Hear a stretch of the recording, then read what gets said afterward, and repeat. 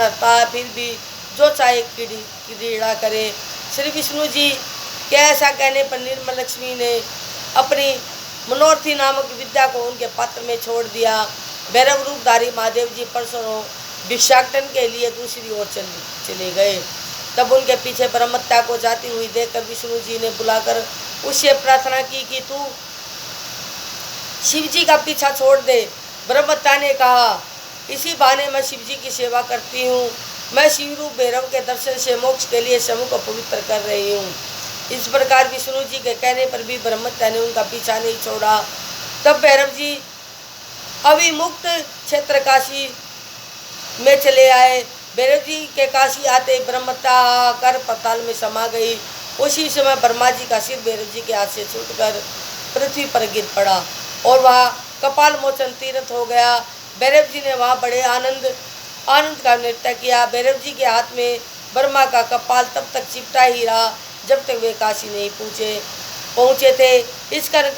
इस कारण काशी सदा सेवनीय है।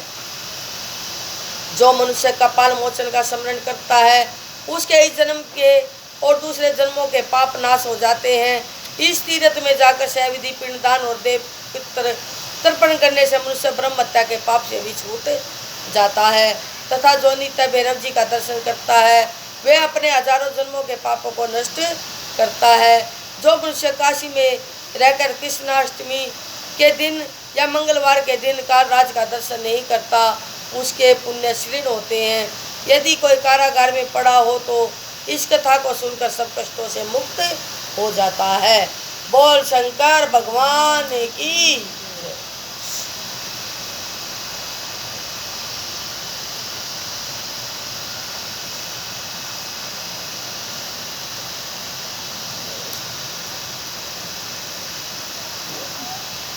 10वां अध्याय नरसिंह लीला वर्णन।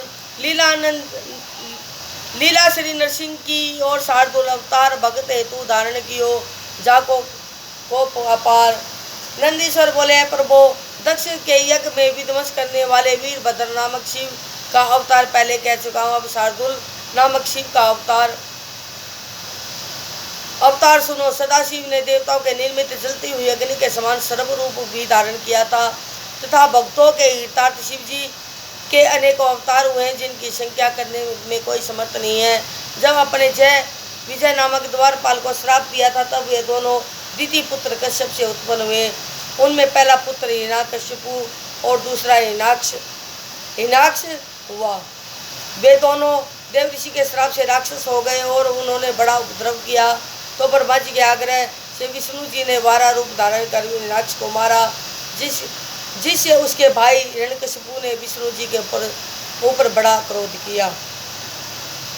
उसने 10,000 वर्ष तक घोर तपस्या कर ब्रह्मा जी को प्रसन्न किया। ब्रह्मा जी से के वर्ष से वह अवध्या हुआ। फिर अपने सोनित नामक नगर में जाकर तीनों लोगों को वश में कर राज्य करने लगा।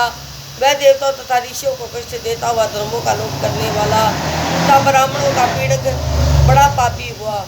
उसने विष्णु भक्त अपने पुत्र प्रहलाद से इस कारण द्रोह किया कि वह विष्णु जी का भक्त है।